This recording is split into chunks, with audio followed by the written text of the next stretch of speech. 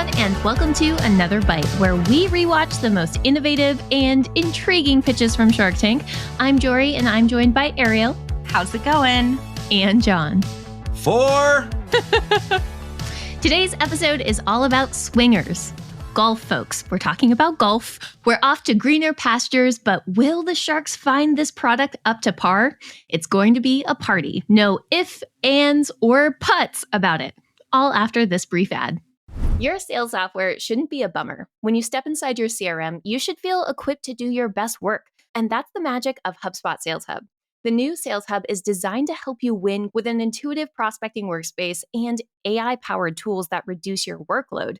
Get AI-powered tools like ChatSpot that are tailor-made to be personal assistants for your CRM. Teams can take back their time and spend it on more impactful tasks like connecting with customers.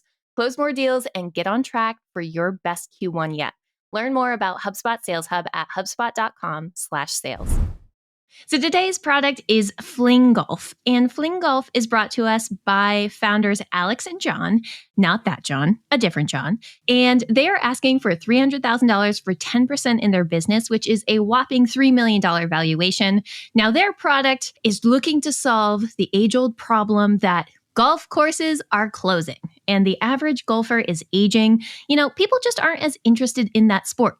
So they are offering Fling Golf as an athletic alternative to regular golf. And if you can imagine, it's sort of like if lacrosse and golf had a love child. And instead of like putting your ball down the course, you're actually putting it into your pole and flinging it down the course. So thinking about our product, our pitch, and our founders, initial thoughts of Fling Golf. Okay.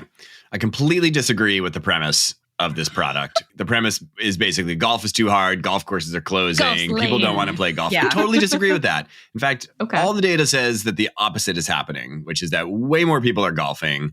There's all this category expansion happening within golf. There's a whole new golf league, the Live Golf League. It's a Netflix series called Full Swing.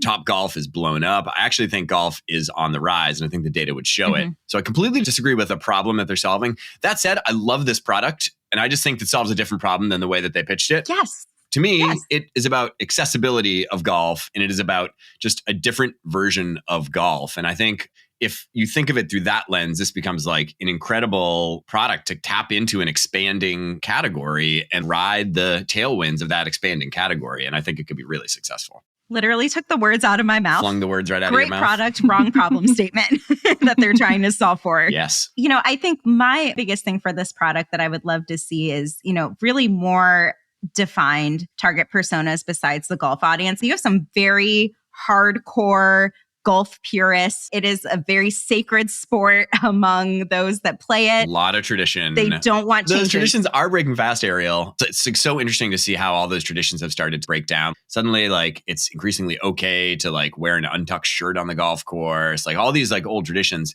But you're right. There's a lot of internal resistance in this sport to new and different, and they've got to overcome that. I think back to Paddle Smash, because we've talked about that before. And like, what did they do that was so right and successful for them? And I think for them, it really is just accepting this is a new category. Paddle Smash did a really good job of not saying they're meant to be a replacement for pickleball or spike ball. They basically said, this is the new category. Here's how you can think about us, and really kind of leaned in there to get new users that way. Just one like small twist to what you're saying, Ariel. I totally agree with what you're saying. I don't actually think it's a new category though. I would personally define category as like there's a category of golf. And what this company is attempting to do is it is attempting to tap into that category with a different version of a game, but it feels derivative of a category to me versus like a net new category creation, which is actually potentially really good for them because creating a category is extremely hard and is extremely expensive. Category creation is kind of like the marketing topic du jour over the past 2 or 3 years. Everyone wants to create a category. Turns out it's actually like incredibly hard. And so I actually think they should position themselves as drafting off of the golf category and making this about a new, fun, accessible, fast, family-friendly way to take part of a category that is big and growing. You know, unfortunately, it takes 4.5 hours to play a round of golf. You can't do it with all of your friends necessarily because not everybody has the equipment and plays golf, and it takes a lot of skill to do. Like, this is golf for everybody. It's kind of like axe throwing. It's exactly like axe Oh throwing. gosh. In fact, why not just combine the two? Why not make it fling axe? Fling axes down the golf course. But like as the target persona then, Jon, like as someone that like loves to partake in this activity, has a family that you want to like take golfing, what would be that barrier to entry for you personally to like try the product or get really excited about Fling Golf for you and your family? Yeah, I mean, I would want to see courses promoting it as an option. I think what they would probably have to do is they would probably have to carve out certain days or times that are like Fling Golf time. Fling and routes. those need to be family friendly. Yeah. You know, I think playing a full 18 holes is probably too much for a round of Fling Golf. For your shoulder. Maybe you only need to play like 6 hours. You know what I mean? Like, especially if you're going out with your family. But like me being a golfer, by the way, I would definitely try Fling Golf. I like Frisbee golf and I golf. So it's not that different. Well, it sounds like it has some of the ingredients for success already, right? Because, you know, the Fling Golf company is doing well. As of the episode, they had $142,000 in sales. They are really focused on driving that B2B growth, but then hoping to make that pivot to more of like that B2C play. It was interesting, though, as we start to unpack this company, a lot of the money that Fling Golf was using to really get up and running was raised internally. So we like find out that the founders themselves had personally invested like $1.5 million into this business. So lots of personal stakes to get this going. But I was curious, do you think that because they're so B2B focused right now and they're looking to B2C, that pivot is doable, especially because it seems like, at least for the golf persona, that people are going to need to see the demonstration? Or is that just like all solved with good marketing? I don't think they can win without being a B2C company because there's just not enough scale selling to resorts. I typically don't like promoting multi-product companies because I think that for most of the companies that come on Shark Tank, they're so early that the level of focus you get from single product is worth it. But for this, what this company is really selling is they're selling a new sport and they need to be in the value chain for as much of the associated apparel, et cetera. And they need to be able to sell all of that stuff to as many people as possible. Like that's my biggest worry actually, is just going to resorts and how many resorts are going to buy this? It's like a small universe. Number two, like what are they going to buy? Like 20 clubs, maybe, like, you know what I mean? Like, and then they're going to use those for the next 10 years. Like they're not going to refresh every year. What you need to tap into a world where you say, anyone who plays Fling Golf, it's worth getting your own clubs because you learn your clubs and you can customize them. Number two, you actually need multiple clubs. It's just like Frisbee golf. You need clubs that can send the ball a long way, a short way, putters. You need special shirts to wear so that your shirt doesn't restrict your flinging, you know, like your fling capability, tank tops for the golf course. You don't want your shoulder like busting up your fling. I mean, I don't know. Some people wearing tank tops on the golf course, though, I feel like can be distracting if it's too bright outside, you know, get some reflections going on. This is amazing, Ariel. Collared tank tops. How good would that be? Oh my God. For the golf course? We're nixing that idea. Tuck them in, just no sleeve, but only on one arm there's no sleeve. It's the flinging arm. Just a single sleeved shirt. A new fashion line by Jon. But some of the things that you mentioned, though, are why our sharks start to get a little hesitant to really invest in this company. Mark didn't see this like having enough traction, and like it's really difficult to scale that sort of like new sport play. And based on that, Lori was like, I don't know if your success currently really justifies a $3 million valuation. But we did get two sharks that were like surprisingly super into the deal. So we had our guest shark, Daniel. And he's like, kind bars are in all the golf courses. I know professional golfers. So he was very excited. It's a loose correlation, but sure. That makes zero sense to me. The idea that like, because you like have kind bars in a golf course means you can sell a new sport to them. It's not my justification. Influencer marketing. That's his way of saying, I got connections.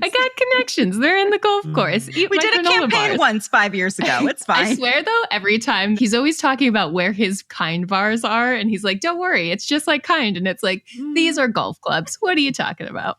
But Robert also was super interested in this deal. There was a bit of a back and forth with our sharks, but ultimately the kind bars really won these founders over because a deal was made with Daniel for $300,000 for 25% of their company. So yeah, I guess telling people you got connections really seals the deal. Yeah. One of a kind opportunity. Nice. The valuation was tough for them, unfortunately. You know, like their revenue does not, like $140,000 does not justify That's like $3 million. 800 units. Yeah. They haven't sold that much. Because they're selling for like $179. And so I think even Daniel's deal was extremely generous. Yeah. But I think, you know, he can see the potential of if you scale this thing, and you will need connections to scale it, because the thing you want to win is you need to get media coverage, things like that. Like you need this to become more of like a movement that people are talking about to get people to want to do it more and invite their friends to do it. Just post a video in the Fling tank tops and that go viral, and then have a D2C kind of approach. Don't you think if you walked around with only one sleeve just on? for you, and everyone buys the shirt, and then they're like, oh, it's a part of a product. That's how you market it. Yeah, you can buy a kit to cut your own sleeves off too if you want. It's like John's version of Mean Girls with the Regina shirt, but it's like instead of no chest, it's no sleeves.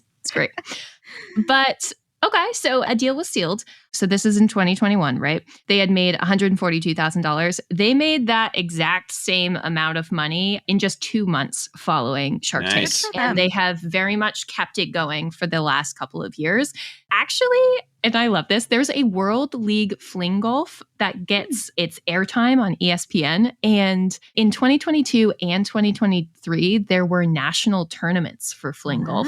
So they're definitely driving some growth and getting some excitement about the sport. You got to do it that way. It's the only way. Absolutely. You got to make it a movement. And today you can find Fling Golf in a golf course near you, because there are nearly 2,000 golf courses in 33 countries that offer this as a golf alternative, question mark. So Jon, get on it. Report back. I got to get on it. Yep. Give it a fling. Give it a fling.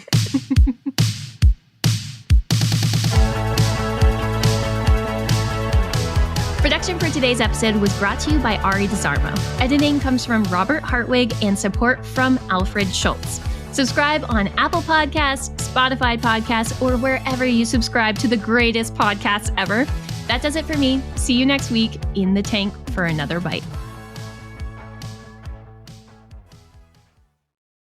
Everyone is looking for help in sales, yet so few people are willing to give it. That's why I want to tell you about the podcast Surf in Sales, brought to you by the HubSpot Podcast Network. Hosts Richard Harris and Scott Leese have teamed up to bring their best advice for sales reps and leaders so sales professionals can be the best at their craft. Each episode is a hilariously honest, irreverent, and insightful conversation about what they see salespeople doing right and what they see them doing wrong. And yeah, there will be the occasional surf story as well. So if you hate buzzwords, but you love 100% transparency, you'll love Surf in Sales. Listen to Surf in Sales wherever you get your podcast.